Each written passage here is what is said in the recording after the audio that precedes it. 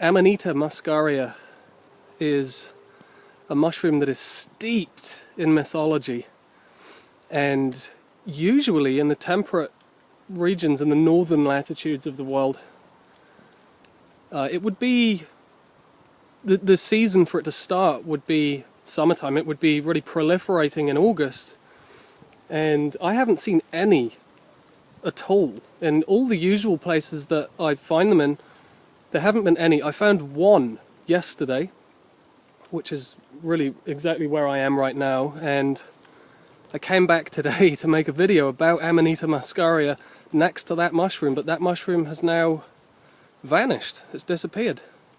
So I don't know if there's been a really bad, if this has been a really bad year for them, if they haven't, the fruiting bodies haven't really been breaking through the soil for some reason, or if someone or something has been coming along and uprooting them after they fruit. There definitely are some deadly species in the Amanita genus, although they look entirely different to Amanita muscaria. It really is unmistakable. There's not much that looks like it, so it's very hard to misidentify. So I did manage to get a picture of that mushroom before someone came along and swiped it, or whatever happened to it.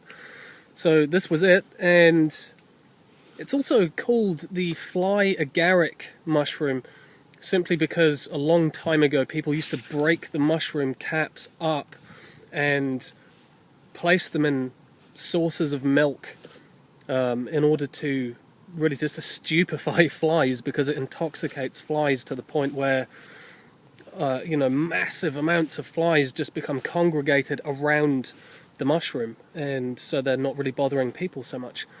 Now, it's really widely believed to be absolutely deadly, and this is really what people propagate this belief system, and there really isn't any scientific basis in that. It's not strictly true at all, because it really would take about 5 kilograms of the fresh mushroom caps in order to be a lethal dose, which in all honesty is really physically impossible for someone to consume that much of this mushroom. Now, as I said, this mushroom is absolutely rich in mythology, and it's really the stuff of fairy tales. In fact, you see it appear as an illustration in many different fairy tales. Now, it has been used for an extremely long time in the northern latitudes by European, Siberian, and Northern American shamans, really due to its potent psychoactive properties that are really said to be potentially so profound that they really may have been the spiritual catalysts responsible for the inception of Zoroastrianism. I think that's how you pronounce it, which was the pre-Islamic religion of ancient Persia. Now, this mushroom is frequently eaten by reindeer in the far north, and people actually have been drinking in the past the urine of reindeer and herds of reindeer in order to get the benefits of the mushroom, simply because a lot of the active constituents in this mushroom are quite heavily present in the urine of the animal or the person that consumes it.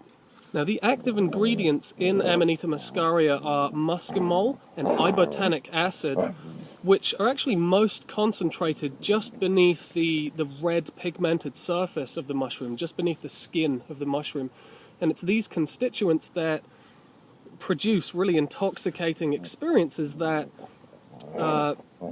at times can be of a truly visionary nature, while at other times they can actually be far more narcotic and really incapacitating and quite nauseating. Now, this really depends upon the time at which the mushrooms are harvested, because throughout the ages it's been clearly observed that mushrooms picked during the early season, which, as I mentioned at the beginning of the video, is going to be about August time, mushrooms picked at that time impart a far more kind of visionary and spiritual experience, whereas, well, they also need a lower dose as well, because they have more potency in that area. Now, the mushrooms that are picked later in the season, kind of September or later, actually have much less if any, visionary or kind of spiritual enhancement properties, and they really end up making people, for the most part, feel very, very sick. There's a lot more emphasis on that kind of fear, panic, nausea, bedridden sickness. So I'm not really sure quite how this plays out given this year in particular, when the mushrooms actually, like I said, they were either being eaten or picked or removed from the ecosystem by something, or they just weren't coming up, they weren't fruiting. So I don't really know how that that really plays out in terms of picking them at the right time.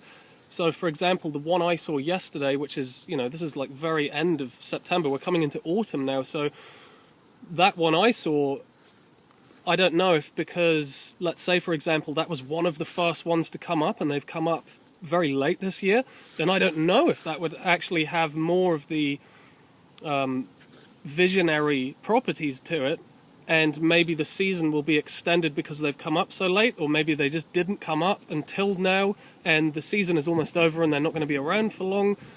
I've got no idea about that. And the potency of these mushrooms is also going to vary a lot from mushroom to mushroom, really, from climate to climate, different soil types that they're growing in.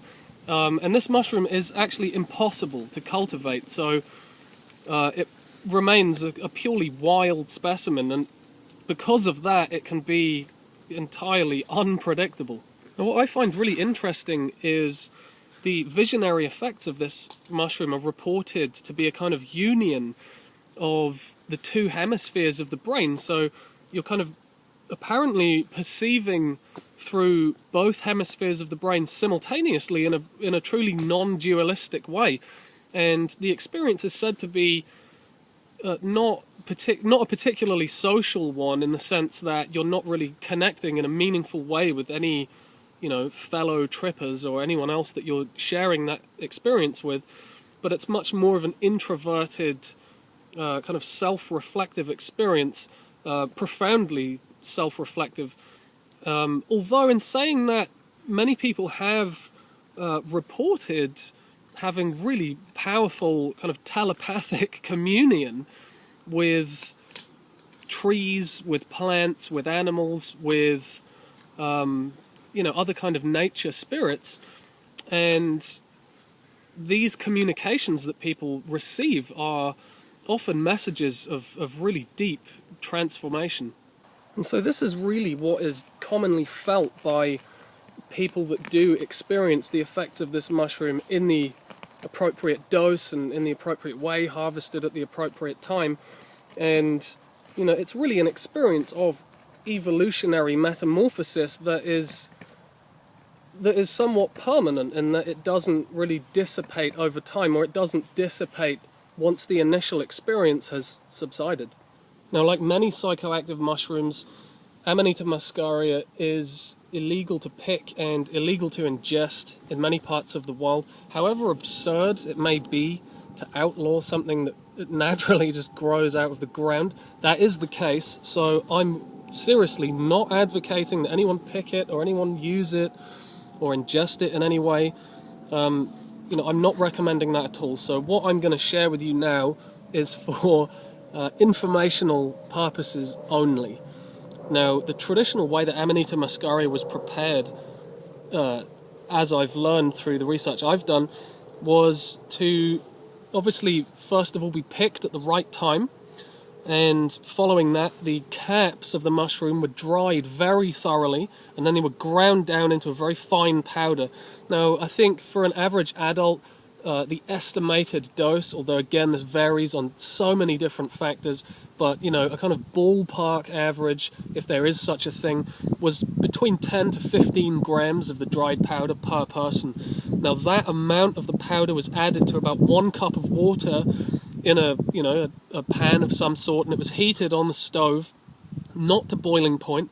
It was brought up to a low simmer, and at that point the temperature was stabilized, and it was allowed to brew at that temperature for about half an hour, stirring it regularly.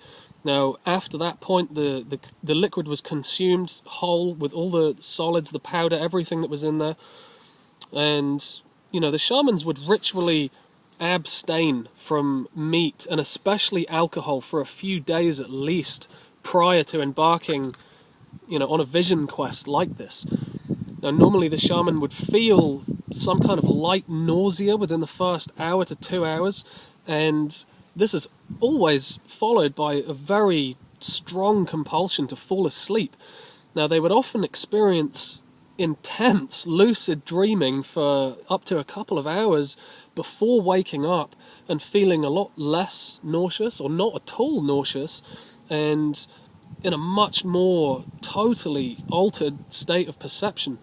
Now, obviously, this whole experience is resting precariously on a number of different variables, and it does differ greatly from person to person. But people with kind of cultural experience and cultural wisdom of working with this herb, these are the kind of experiences that are very commonly and consistently reported. Now, obviously, herbs like this really do possess a very real capacity to do us serious harm. So it's very, very important that we, if ever we were to consider engaging in an experience like this with this herb or with another psychoactive herb, that we definitely approach the whole endeavor with mindfulness and with awareness and a very healthy level of integrity and respect for the herb, and we don't do this unprepared.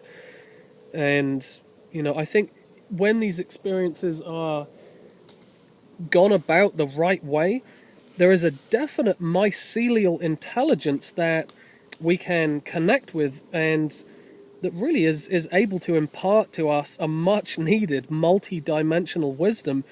But really the trick is always to connect with and interface with the intelligence of the herb and the intelligence of nature with really deep reverence and respect, and not to just mindlessly expect to be spiritually transformed by some substance that we ignorantly perceive to be separate from ourselves.